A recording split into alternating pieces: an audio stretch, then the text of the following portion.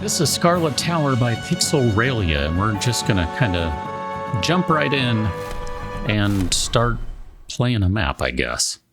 I'm kind of torn on what I think about this game. This is another game in the vein of, like Vampire Survivors or, I don't know, Brotato, etc. Well, more Vampire Survivors than Brotato, for sure. To the point that one of the things I'm not sure about is, oh wow, this is much higher sensitivity than what I'd previously been playing with. Anyway, I'm not sure how I feel about it because there's a part of me that's like, this game is just a blatant ripoff of Vampire Survivors. And yet, it does a whole host of other new things, in addition to some pretty fancy looking graphics, I gotta say. I mean, for a $4 game or a $5 game, it actually does look pretty good. I mean, it still definitely has a sort of 8-bit kind of look to it. But all of these graphics, like the scythes that are going out or the arrows, they look really cool. I mean, they don't fit the style at all, but I kind of like the juxtaposition.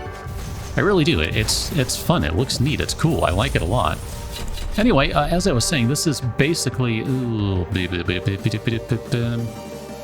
let's do the fireball. Let's get some fiber in our diet here. This is a game that is more or less very similar to Vampire Survivors with a few key differences aside from these graphics. I mean, look, you can even get the Holy Bible. I mean, it's literally like that's what's in Vampire Survivors. Alas, one of the interesting differences, though, is this game has a different sort of progression system, namely that there's a whole boatload of upgrades and different skills and other things you can get, some of them that are character-specific. And that's pretty neat, because Vampire Survivors, everything is basically player-specific. It's not character-specific. I mean, yes, the characters have their own things, but they don't have the same sort of skill tree system that you have in this. I mean, having a skill tree in this kind of game is pretty interesting. I hadn't seen it yet. Granted, I haven't played a ton of these types of games, but, I've played a few. And I definitely enjoy playing a whatever sort of random game this is. I don't know, it's basically a reverse bullet hell, I think is kind of what they're called. So basically you have a bunch of enemies on the screen, they're all trying to kill you, and you have some skills, weapons, armor, etc. And you can turn on auto-aim. Seeing auto-aim is now off, so if I do this, I can now aim wherever I want to fire stuff. I don't know, I kind of like just the lazy way of playing where I don't have to aim. I just kind of prefer that, I think, so I'm okay with, letting the game go wherever it wants to go. That's fine. I mean, most of the time it's pretty good, but there are times like right now where I would have had, come on, like, get those guys. That's what I wanted. So maybe I should be playing with manual aim, I don't know. I guess I'm way too used to not using manual aim. Vampire Survivors, last I knew, doesn't have manual aim. I haven't played it in a while, I admit. Mainly because I've been playing so much Brotato. That's when I sit down to play a little kind of wave or similar style shooter. Lately, it's been Brotato, so I really enjoy that one. But here's another one of the instances where this game is basically like straight up stealing out of Vampire Survivors. We hit the boss like 3 or 4 whatever minute mark, and we have a circle of enemies. Like, that's straight up out of Vampire Survivors, to the point where they're even plants.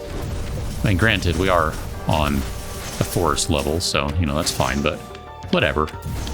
Again, I find myself kind of at a loss, because I don't know if I like that or not. Here, let's go ahead and turn on some manual aim. Oh, never mind. Everyone just got melted over there. Because I was kind of, just bouncing around going, so if the game is more or less a ripoff, but it does a whole boatload of other new things, does that still mean it's a ripoff? I don't know that it does. And even then, is that such a bad thing? I mean, you start looking at a whole variety of games, and many times you can say, I like this game, and someone will say, well, it's basically a blatant ripoff of some other game, and you're like, I never played that one. I don't care. I play this one, and I enjoy it. And I think that's there's some validity to that. I mean, if you've never played Vampire Survivors, if you've never seen it before, you wouldn't necessarily know how similar these two games are. And, you know, maybe you would play it and you'd be like, yeah, I'm not really into this game. But this one, you like. I don't know, I mean, that's cool, it's up to you, it doesn't really matter to me.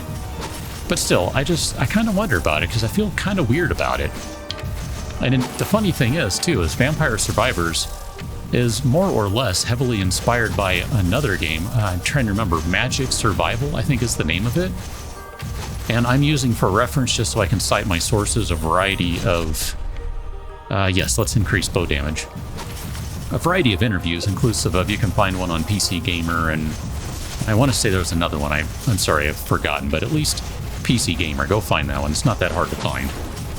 And the developer of Vampire Survivors was heavily influenced by that game. Basically, as he said, if I'm remembering correctly, he basically, ooh, that sounds fun. Yes.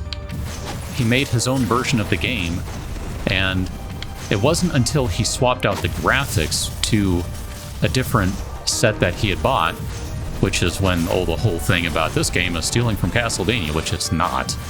It never was. Or at least it never was intentionally. I mean, they were all graphics he purchased. You know, if someone had something in the set that they shouldn't have, that's not really his fault.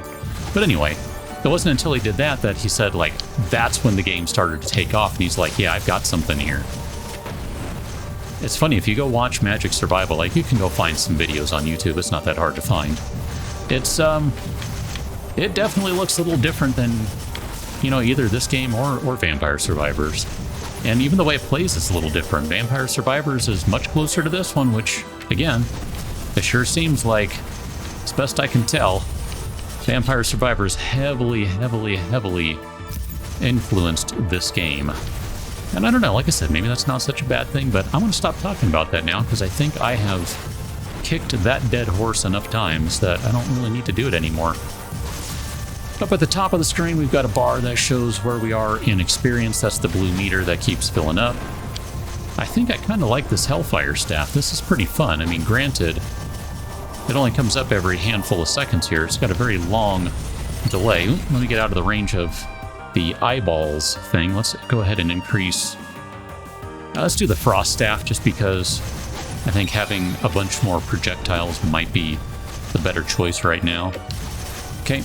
Perfect. Oh, I'm going to get nailed there. One of the things I haven't done yet is dodge. In this game, you can, it's not really so much dodge as it is dash. You still take damage if you're touching something or someone when you are dashing through them, so it's not a dodge. It's not like Dark Souls or something where you can dodge through and you get iframes. You don't get iframes. There's no iframes. The eyeball will give you eyeball frames, but you don't really want those, because those just straight up do damage. One of the skills we have generally, oh crap, I hit the wrong button there, is we have a very low, like 1.5% possibility to steal some health upon attack. And that's one of the reasons why I decided more projectiles, because more projectiles means a better chance of that 1% coming up and getting some health back. That's what all those green numbers are right there. Let's go ahead and increase the Bible. Let's bust out our Bible to keep everyone away, which circles around us. And then, you know, it needs a little time to recharge. Got a boss chest right here. Sure. Let's go ahead and take that upgrade on the Frost staff. But just looking, I don't see any arrows pointing anywhere, so we don't have any additional boss chests lying around. But one thing you might have noticed is that the graphics, the overall level, crap, move, have changed a little bit. A little while back, it kind of turned to what it looks like now, where maybe it's like snowing and it hadn't been before. And then if we're able to survive long enough here, it's going to change again, and you're going to see things go a little crazier than they already have. And we're going to get pretty close to the point at which I'll probably start losing things. So this is, you know, the first time you play this game, you're probably not going to last this long, is my guess. I mean, maybe if you're a better player than I am, and, you know, you're nowhere near as sloppy as I am in terms of, you know, running too close to people, getting tapped, etc., then sure, you'll do much better than I am, because I'm terrible at this game. But if you're similarly awful like I am, then that's fine, don't worry about it. Then, yeah, it'll take you a little while. You'll need to do a bunch of runs. get some achievements, get some extra money and stuff like that, start upgrading things, and then next thing you know, you'll start cleaning house too. It's pretty good. It's very satisfying. That's one of the things with this type of game. It has a very satisfying game loop. It's basically a constant progression of stuff. I'm going to say let's increase the Bible, even though I do want faster movement. Create a water energy. Creates a water energy. Sure. Let's go take that. I'm fine with that. I'm still unlocking weapons. Like, I've unlocked, to this point, I've already unlocked several weapons. Probably a good at least 6, I would guess. Ooh, gosh, these guys are doing a lot of damage here. I might not be able to keep this up. So, I'm still... Oh, crud. I still got a lot of way to go here. And I suspect there are a ton of weapons and items in this game, more so than even Vampire Survivors.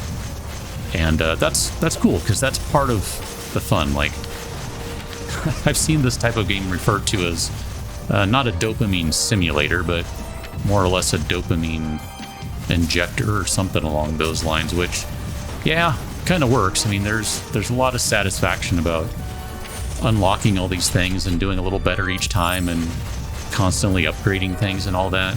It's a lot of fun. I mean, it's kind of that microtransaction model without the microtransactions that you get in the mobile games, where, you know, you're constantly doing these little upgrade things, and every time you do, you get a little hit of dopamine, and you're like, oh, that was great, I enjoyed that, that was fun. Only, as I said, without the microtransactions. So buy the game once and you're done, unless maybe there's some DLC or something, which this game is still an alpha, which I believe it very clearly said on the title screen, so there's no DLC. Let's go ahead and increase the water damage. That's fine. I'm not really paying attention to how useful the water damage is. It looks like it kind of bounces around. That's kind of like a water ball or something. Seems like it's okay. Oh, my bad. The shiny guy right there is shiny because of the character special ability. Every 5 seconds or so, someone becomes shiny, and when you shoot them, they explode. Like that. That kind of nice blue wave around them. That was because they're shiny. Here, let's go ahead and get rid of that one, because it'll get rid of a bunch of them. Upgrades right now are just kind of generic ones. A little bit of armor, some better health regen. I definitely went with all the greedy upgrades as fast as possible, because I want to be able to get as much money as quickly as possible. So, you know, all that jazz. Let's do Bible, because that'll make the Bibles move around a little faster now. Let's turn off auto aim, or turn on auto aim rather. Don't need that run right now. We're getting really close to night. You can see in the top right-hand corner, there's a timer that's counting down. I think this game is 25-minute rounds compared to other games where it might be 30 or 15 or whatever. And it probably changes based on the map, would be my hunch. But there's also a day-night cycle, and we're getting ready to switch over to night. And that's when, as I said earlier, it's going to get a little crazy. So that was the final form of the Bible. 2 more projectiles, and it lasts longer. Now, it's still not going to last for long enough that it'll go indefinitely. Haven't seen the ability to do that yet. That doesn't mean it's not possible. I just have not seen that yet. We'll be hitting night momentarily here. And that's when, there you go. The game has now changed. It is now night. Let's do increase attack speed, because that'll be our main bow weapon, I believe. Oh, goodness. Oh, goodness. So now, to this point, we've basically been getting gold drops and experience drops, but now you see there's some pink stuff on the ground. Those pink dots are a different currency that you can get in the game that are used for different types of upgrades. So again, it's not a microtransaction, but how you get them depends on where you are in the game in terms of the different stage of the map you're on. So at this point, what I'm really trying to do is I'm trying to farm as many of these as I can, because they are kind of necessary for a lot of the character-specific upgrades. Let's go ahead and increase our scythe damage. We'll go up with another 7 points. These guys here, you can see these werewolf guys do a crap ton damage, and I have not, to this point, done anything about maximum health. So you get hit, it hurts. That's on the to-do list at some point, is to go with some more max health, but I'm going to lose it here. There it is. Yeah. Oh, goodness, kitty. Hey, thanks. She just tapped the controller. So basically, that's your game right there. You run around, you do stuff. I do really like this, by the way, at the end. You can see how much damage you're doing. Static Seal. That's the one I was saying. It kind of makes the enemy, they're shiny, and then they explode and it blows up around them and does stuff. So clearly that, I think, if I'm remembering right, that's what it is. That did the most damage, but then the bow and then the water staff of all things. We didn't have the water staff that long, but it does look like it's some sort of epic legendary weapon based on the frame. So again, there's a lot of stuff in this game. I can show you kind of right quick here. If we go into talents, so there's a different tree. So you can kind of unlock some different things and you choose whichever ability you want. On the right-hand side, cryomancy, so 15% chance to apply freeze on hits. Or you could do over here, necromancy, summon an undead enemy on death. Or a chance to apply burns. I've been doing the cryomancy because I like that. You can increase your max health. Or up to 1.5 lifesteal, that's what I've been using. Or you can do shockwave. And then over here under the unlockables, this just shows you all the stuff that you've done so far. So you can see we're going to unlock another hero at 5,000 kills. Now there's someone to find in the woods at nighttime. I have not lasted long enough to find them. And then there's a whole host of other things here, all these weapons, relics, maps, general, etc. If we go over to power-ups, you can see you have a whole host of things on the right-hand side here. You can see you've put a bunch of points into regeneration, so 0.3 P per second, I'm guessing power, HP. Done some, as I said, some kind of general upgrades, armor, move speed, attack speed, etc. And then, as I said, greed I cranked as much as I could, and then gathering range I increased because that makes you, say, pick up more stuff too. And then you start getting into the racial upgrades, and then you have all the glyphs that go on with them that you can upgrade as well. And you can see 4750 to upgrade a glyph. Never mind, it's 1,000 just to upgrade the specific race.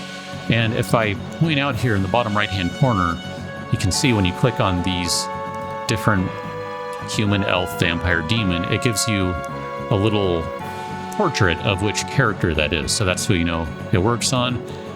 And then you have familiars, and you can upgrade your familiars for a mere 20,000 gold for a level to give them more critical damage. So that's a little run through Scarlet Tower. Like I said, I'm still not sure how I feel about it overall, but for the most part, I've been enjoying it. I mean, and I think that's really all that matters. As long as you're enjoying it, it's not harming anyone, I don't think. I mean, maybe it's a blatant ripoff, maybe it's not. There's a lot of different things going on. I mean, I can't complain too much. It's fun. I enjoy it. And we're going to leave it right there. Catch you in another one, too, and thanks for watching. See you later.